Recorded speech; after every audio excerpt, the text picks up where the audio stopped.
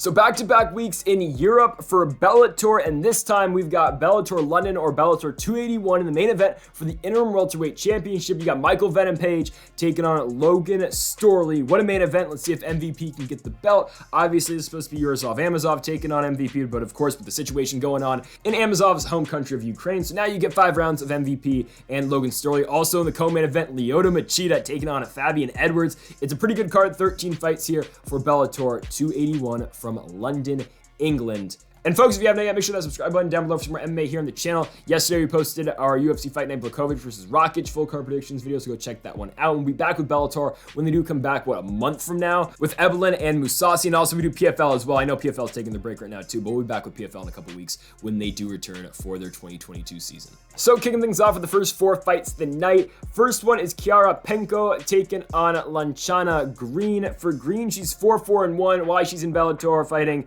Penko? Well, you know why, because it's a classic Bellator fight. They're trying to give Penko another win. She won her last fight by armbar in the second round in Bellator 7 months ago. She's going to win this fight again. It's just a matter of how will she get the finish this time against Green. Will she get the finish like she did her first fight in Bellator? I'm going to say no. I'll go Penko by unanimous decision. I think it'll be pure domination. I mean, Green's not all that great. Again, she lost her last fight too, which was 5 months ago. Her last win is against a 2-3 fighter 7 months ago. Again, just point things out. She's 1-2 in her last 3 fights, and she's fighting Penko. Chiara Penko's going to win this one. And our next fight is Muse Rozanski. I think I got that one right. Taking on Lee Chadwick. For Lee Chadwick, his opponent's been in Bellator for a while. I mean, he's traded wins and losses for a minute. He's 27-15-1 on the record. Rozanski should be able to win. I watched one of his fights from EFM show back in 2021, I do believe it was. It was 2 fights ago for him against Zoskowskis, where he wins by Von Flue choke in the second round. Impressed with Rozanski in that fight. I mean, he's a dominant wrestler. He's going to look for the takedowns a lot. He'll back his opponents against the fence a lot. And when you think he's shooting for a takedown, he'll just unload a blitz with like a 5-punch combo. So Rozanski's pretty good. I think he'll win this fight. A lot of people have him by knockout in this one against Lee Chadwick. I don't know if he's gonna be able to get that. I think he will be able to, back Chadwick against the fence a lot, and then again shoot for his takedowns and work some of his punches as well. I'm gonna go safe pick. I'll go Rozanski by a decision. I could see the knockout definitely for sure. Even a submission, just like he got the Von Flue in his last one, that win over, or 2 wins ago, against Zoskowskis. Next up, we have got Charlie Ward taking on Alan Carlos. I like Charlie Ward in this one. I know he's 41, he's old, he was in the UFC a long time ago, was Ward, but the guy he's fighting, Carlos, isn't very good. I mean, this guy's he's 13-9 on the record.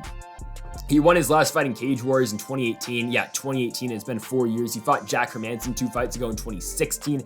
Did Carlos. As for Charlie Ward, he's 9-4. And again, he fought in the UFC all the way back in 2016 when he got knocked out by Abdulrazak Al-Hassan in the first round. But he's been fighting in Bellator ever since. Yeah, Charlie Ward should be able to win this one. I like him by knockout in the first round. Our next fight, our final fight out the first 4, will be Andrew Fisher taking on Korkmaz. I'm going to go with Fisher. I think this is a pretty obvious one. Korkmaz, I mean, he's 12-6. He's just a decent fighter. I mean, Fisher did have a draw, or I'm sorry, he had the no contest against Robert Whiteford in his last fight. Before that, he's racking up some wins in Bellator as well and in ACB. Fisher's just all around better. I like him to win this one against Korkmaz by unanimous decision, rounding out the first 4. So, I mean, this is Alfie Davis's bounce back fight. I mean, he loses to Chablis in his last one. What was that, 11 months ago now? He loses by unanimous decision. He's a big underdog going in that one, even though he was ranked going into that fight in Bellator's ranking systems. But Alexander Chablis was just better than him on that night. And Chablis now, on a 2-fight winning streak in Bellator, beating Bobby King in his last one. He's going to get Brent Primus next. I believe it's the next one. It's the Mousasi Ebelin card back in Connecticut. So, yeah, Chablis really good. Davis just loses. I mean, it's what's going to happen to you. This is the bounce back fight for him, though. Tim Wilde's not a guy that's going to be able to beat Alfie Davis. Davis is going to remain technically sound in this one. He's not going to get in the way of any danger in this one. He should be able to keep the fight on the feet. He should just be able to technically outstrike Tim Wilde. I don't think he gets a knockout, and I don't think he gets that, like a wild, axe kick knockout, like the nickname is Axeman for him. If you haven't seen the Alfie Davis axe kick knockout, go check it out on YouTube. It's from 5 yeyears ago. Pretty damn insane, one of the best knockouts you're ever going to see, but I don't think he's going to do something like that in this fight. I think, though, it should be a striking performance that should be enough to push Alfie Davis towards a decision victory in this one. So I did have some trouble making this pick. Kate Jackson versus Alina Kallionidou. For Kallionidou, I mean, she's only 23. She's one of the younger fighters that Bellator does have, especially at 125. And for Kate Jackson, she's 35 now. But yeah, for Kallionidou, she's coming off that win by heel hook in her last one. It's a win at Bellator 267, which of course the card that featured Douglas Lima and MVP in the main event. And, we're going to talk about that Douglas Lima MVP fight in a little bit. But, yeah, Kallionidou wins by heel hook in the first round. She lost back-to-back fights in Bellator, though, to Bruna Ellen and then to Bec Rawlings after that, which, again, losing to Bec Rawlings in 2020 maybe isn't the best way to go. But anyway, she loses the fight to Bec Rawlings, and that's what is a little bit concerning. And she's also lost to Shanique Kavanagh as well back in 2016. But you look at Kate Jackson, her opponent here, and Jackson has traded wins and losses in Bellator after she did get the promotion. Of course, she fought in the Ultimate Fighter. She did go 2-1 on that show. She beat Ashley Yoder in her second round fight and then ran into Tatiana Suarez, who, hey, Tatiana Suarez, where you at? I mean, hell, Carla Esparza is the world champion right now. And remember what Tatiana Suarez did to Carla Esparza? Yeah, I mean, if you thought Joanna Jędrzejczyk versus Carla was bad, go watch Tatiana Suarez versus Carla Esparza. I'm just telling you, if Tatiana Suarez was coming back at 115, she'd be a problem for that weight class. We'll see if she can, do something against Valentina if she ever fights at 125. Anyway, back to the point though. Kate Jackson loses to Tatiana Suarez. No shame in that. She gets guillotined in the first round. She comes into Bellator, loses to Valerie Letourneau in her first fight by unanimous decision, wins 2 fights after that, runs into Lima Leia McFarland, loses by unanimous decision. Then most recently, back in 2020, she gets one punch knocked out by Denise Kielholtz, and I think Kielholtz is really good, and I think honestly she should be the world champion right now because I think she beat Juliana Velasquez. But anyway, Kielholtz knocks her out. Fight over. That was Kate Jackson's last fight. Again, I find this fight a little bit hard to pick. I think Elina is going to win this one ever so slightly by decision. She's younger, she's faster, she's 12 years younger than Kate Jackson. I think she should be able to win a decision. I wouldn't rule out a world where Kate Jackson wins, of course, with Elina losing to Bec Rawlings 2 fights ago, but yeah, I think she'll win by decision. Not confident at all, though. One of the closer fights to pick on this entire card. So next up, we've got Oliver Enkamp taking on Mark Lemminger. I think Enkamp should be able to win by first round knockout. As long as he doesn't get held up against the fence and just taken down at will like he did in his last fight where he did lose to Kyle Crutchmer, I think he should be fine. Like, yeah, Lemminger's not bad, but Oliver Enkamp's a really good striker, and if he can keep the fight standing with Lemminger, he's not going to have too much of a problem. I mean, for Lemminger, of course, coming off the loss to Neiman Gracie, back in 2021, he lost to Yaroslav Amosov 2, lost to Julio Willis. He beat DeMarcus Jackson, but yeah, I think this is a fight for Oliver Enkamp to 100% win. He went 0-2 in the UFC, of course, when he lost to Nordine Taleb and lost to Danny Roberts, but he's come back in Bellator, won 3 straight, and then lost to Crutchmer. Again, in the fight against Crutchmer, though, it was Kyle Crutchmer going to the takedowns a lot. It was the first fight on the Horiguchi Pettis card, Bellator 272. It was just Crutchmer, constant pressure with the wrestling. Enkamp couldn't really get off his back or couldn't get his back off against the fence. But in this fight, I don't think he's going to have too many problems with Mark Lemminger. I think it's going to be a really good bounce-back fight for Oliver Enkamp, establishing himself as one of the names here in this Bellator 170-pound division. I think he beats Mark Lemminger by first round knockout. 2 older guys up next. We got Dana Weichel and Robert Whiteford. Weichel's 37, Whiteford is 39. But in this fight, I mean, Dana Weichel's been around for a while. He's 41-13. Of course, been fighting in Bellator for a very long time now. Made his debut back in Bellator in 2014. Of course, he fought Patricio Pitbull back in 2015 when he challenged for the Bellator Championship for the first time. The guy's been around for a minute. I mean, he's been around for a minute. He fought Pitbull again in 2018 and fought Yamuchi right after and lost. He fought Emmanuel Sanchez in 2020. Again, the guy's been around for a minute. He lost to Pedro Carvalho in his last fight, which isn't great considering how Carvalho looked in his last fight, losing to Piotr. But still, I think Weichel's better than his opponent here in Robert Whiteford. Whiteford is 16-4 on the career. Lost his last fight. Actually, no. Last fight ended in no contest against Andrew Fisher, but still, Andrew Fisher. But he is 1-0, or I guess technically 1-0 in Bellator, owning a win over Sam Sicilia back in 2019. He was in the UFC, of course. Whiteford, I believe, yeah, he went 1-3. No, he went 2-3, beat Daniel Pineda. But then lost to Darren Elkins, Lucas Martins in his last fight with the UFC. I think Weichel's better, though. I mean, you're probably gonna see a stand-up fight between these two. I know Daniel Weichel, didn't look great in the Pedro Carvalho fight, didn't look awesome in the Emmanuel Sanchez fight either. But I mean, the guy's been around for a while. If he is able to get this fight on the ground, though, he will have the clear advantage over Robert Whiteford. Even on the feet, I mean, I think Weichel should be able to mix it up on the feet. Will he be able to win on the feet? I don't know that, but still, on the ground, definitely he'll have the advantage over Whiteford by far. I think Daniel Weichel's going to be able to do enough. I think he'll win this fight by unanimous decision. Next up, we've got Luke Traynor, one of Bellator's rising prospects, I would say. Definitely, he is 2-0 in their promotion, taking on Simon Biyong. For Biyong, he's 0-1 in Bellator so far. That he ran into Christian Edwards his first fight, loses by unanimous decision, and Christian Edwards was able to kind of handle him. And Edwards isn't the greatest. He lost to, of course, Big Tuna in his second fight, or his fight after beating Biyong, and he lost to Grant Neal most recently, just a couple weeks ago. So Kind of shows you where Biyong's at. Luke Trainer's one of their guys that they're really hyping up. He's 2-0 so far in Bellator. Comes in, wins by TKO in his first fight over Alex O'Toole, and then wins the second fight by KO in the second round as well at Bellator 267. He's going to come in here. It should be a dominant performance for him. He should be able to run straight through Simon Biyong. It's one of the easier ones to pick. I'm going to say second round TKO finish here for Luke Trainer. I think you'll see somewhat of a feeling out process in the first, and eventually he'll go for it in the second and will put away Biyong. So Luke Trainer remains undefeated in Bellator and both Bellator in his professional career. He'll be 6-0 with the second round TKO victory. It's crazy Paul Daley's still going. It honestly is. I mean, he's 43, 18-2 on the professional career. He's 39 years of age. He's taking on a Wendell Giacomo in this one. And Paul Daley's it's a levels fight. Giacomo's not on Paul Daley's level. They want Paul Daley to go win in the UK, and he's going to get it right here.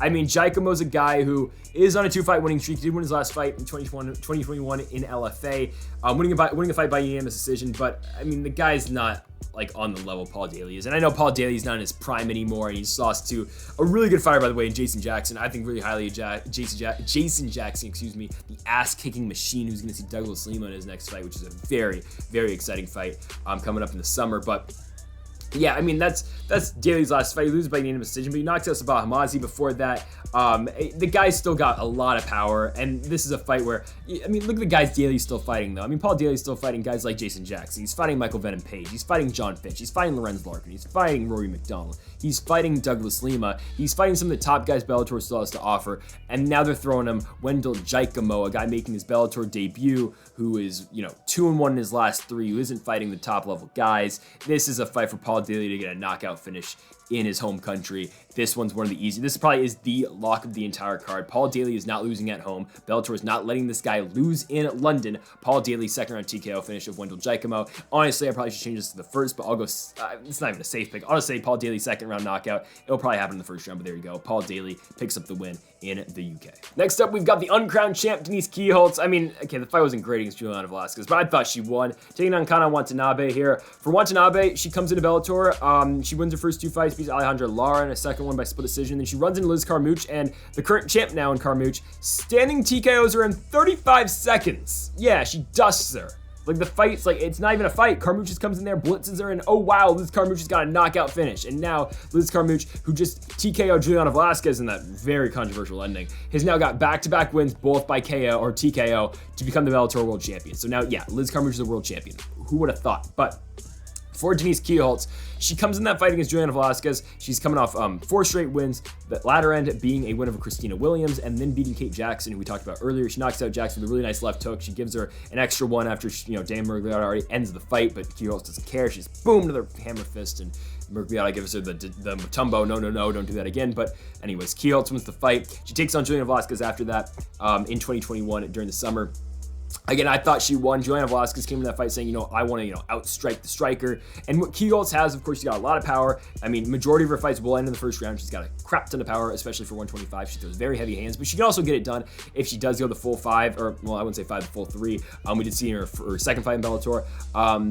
Yeah, I mean, you know how good of a kickboxer Denise Kielholtz is. She is the underdog, I do believe, going to this one against Kana Watanabe, or at least I know the odds are close on Tapology. More people are taking Watanabe.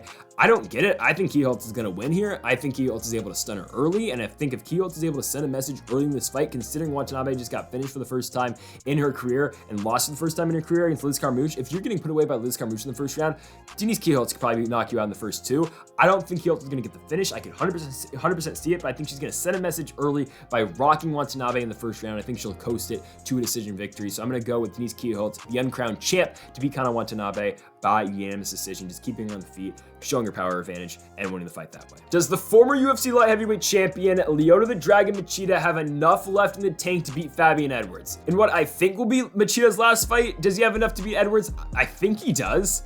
Fabian Edwards isn't very good, guys. Like, they build him up pretty well in Bellator. I mean, obviously, he's Leon's brother there. And then, he wins a couple fights. He barely beats Mike Shipman in a fight that he probably should have lost. And then he loses back-to-back fights, the most notable one being the one that Austin Vanderford beat him, where it's just Vanderford pretty much dominating. And now they give him Lyoto Machida. Now, is Machida in his prime? Hell no, he's not. I mean, Machida has not looked good in a minute. I mean, the last good Machida performance was the Chael Sonnen victory, 100%. He looked really good. Well, I mean, actually, technically, Chael's undefeated. But anyways, he beats Chael Sonnen. He gets him with the flying knee. let's be real though, Chael was like half checked out of the sport at that point in time. It helped. Machida's a minus 400 favorite going to that one, and I love Chael Sonnen. Like Chael Sonnen, you're not gonna find a bigger Chael Sonnen fan than me, but come on. I mean, you knew Lyoto was probably winning that one going into that fight, and hell, if Chael won, he probably was gonna get a title shot against Bader, but it didn't happen for him. Machida wins. He takes on Gegard after that, goes back down to 185, loses by split decision. Then has that close fight against Phil Davis, loses by split decision, and then has the fight against Ryan Bader, where Bader just kind of dominates him for 5 rounds. Machida does have some moments, but it's just Ryan Bader really winning that fight and advancing to the second round of the Grand Prix. So, still showing you though, I know Machida does seem a little bit washed up, which obviously he's not going to be that guy who's front kicking Randy Couture in the face anymore. He's not that guy anymore, but still, he's still got some left in the tank where he can beat guys like Fabian Edwards. And Edwards is a guy who still kind of, still of course trying to climb the ranks here in Bellator. He's what, 29 now, and coming off of back-to-back losses, they give him a guy like the Dragon and Machida. I still think Machida's got enough. I mean, he's still got really good karate, he can keep this fight on the feet, fighting at Black House MMA. Machida is one of the greatest strikers of all time for a reason. I think he's going to beat Fabian Edwards. He'll keep it standing. He'll be able to outstrike him. He's going to use his kicks effectively. I still think a 43-year-old Lyoto Machida has got enough to beat Fabian Edwards. I don't think too highly of Edwards. I think Machida is going to be able to get it done by decision. There, I said it. Hopefully he rides off in the sunset with a victory over Fabian Edwards in the co-main event. But yeah, we're going with a very old Lyoto Machida to win by decision. Main event time for the Bellator Interim Welterweight Championship of the World. Logan Storley, Michael Venom Page. All right, so this fight's simple to break down. It's can Logan Storley take down Michael Venom Page, and can he do it for 5 rounds? That's as simple as this fight breakdown gets, because you know it's the facts. Because if Venom Page is able to keep this fight standing, okay, he'll win the fight. Like, I'll give it to you. Like, Michael Venom Page is going to be able to outstrike Logan Storley. If this is a pure kickboxing fight, Michael Venom Page wins 99 times out of 100, right? But if it's a wrestling match, Logan Storley wins 100 times out of 100, right? I mean, I don't see a world where Logan Storley, if he's able to land at takedowns through 5 rounds, as long as he doesn't get caught by a big shot by MVP, he should be able to win. But that's the big if. It's if Logan Storley can get Michael Venom Page down, and if he can do that, can he keep him down? Well, I mean, hell, Douglas Lima in MVP's last fight, I thought Lima beat him. Bellator 267, you go back to that fight, I didn't like the scorecards in that one. And I was like, okay, home cooking, it's in London. It was a close fight, though. MVP made it close. And, it wasn't like the first fight where Lima knocks him out, where he leg kicks him, then uppercuts him and puts him to sleep. It wasn't like that fight, obviously, right, for MVP. But, I mean, it was the first fight the MVP's had since the first Lima fight to the second Lima fight where he had, like, a real opponent. I know Derek Anderson's somewhat credible, but still, again, they pick and choose MVP's opponents so much, to the point where they got him out of the #1 contender spot. And they gave him the Douglas Lima fight and barely won. The judges, I mean, maybe some home cooking 100%. And now they're giving him Logan Storley. He's supposed to take on Yaroslav Amosov. You know he was going to get dominated by Yaroslav Amosov. And now here you go. Logan Storley's just kind of just Yaroslav Amosov light. Even though he had a very close and very competitive fight with Amosov back in November 2020, losing it by split decision, but since then, back-to-back wins. The win over Neiman Gracie at Bellator 274, is a tremendous victory. I picked Gracie to win, didn't get that right, but Storley comes in there, beats him by decision. It was a really crazy fight that Storley does win, showing why he's more than just a wrestler, right? But in this fight, he's going to have to go back to the wrestling, and obviously, right? He's not going to stand with Michael Venom Page. But if he can go back to this wrestling and he can keep down MVP and do kind of what Douglas Lima did in the last fight and just do it better and not get caught in the feet like Lima did, I think this is all Logan Storley here. I mean, I don't know the exact odds in this one right now, but hell, you look at the Tapology votes, we've got 64% for Michael Venom Page, you got 36% for Logan Storley. Yeah, give me Logan Storley all day here. I think he's going to come into London and win. I don't think you're going to see any like home cooking with the judges or whatnot. You're going to see a controversial decision, because it's not going to be like where you can make it that. Because I think Logan Storley is going to dominate on the ground. I think MVP might have his moments in the first round, and maybe that'll be the only round where he has his moments. But after that, I think Logan Storley is going to grind him out and beat him by decision. I think Storley's, if Yaroslav Amosov can get out the Ukrainian fight, which let's hope he can, I think we're going to see the rematch with Storley and Amosov. It's a fight that, hell, I kind of want to see, because that's the closest fight Yaroslav Amosov has had to this point, because you saw him dominate Douglas Lima when he won the championship.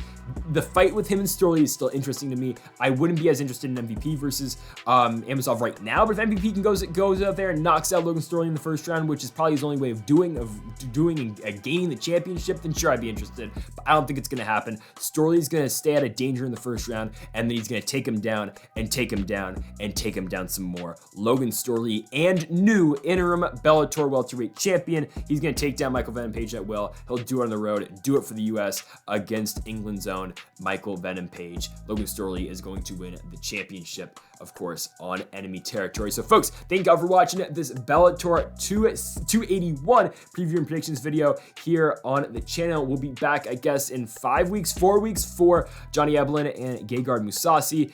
Also, go check out our UFC preview predictions posted yesterday, and we'll be back for PFL coming like in 3 weeks as well. I think that's when they're coming back in the Professional Fighters League. So, folks, thank you for watching. Make sure that subscribe button down below for more, and Mamba forever.